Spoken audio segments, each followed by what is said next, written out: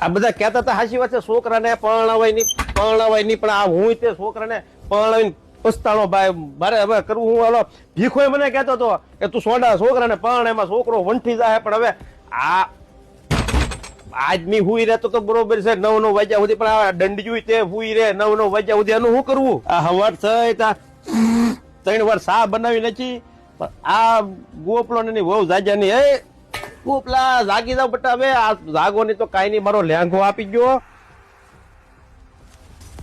ગોપલા ગાડીની સાવી તો અંબાય તો દૂધ ભરી જવું ગામમાં, નકા ડેરીયું વળે વ્યાજા હે.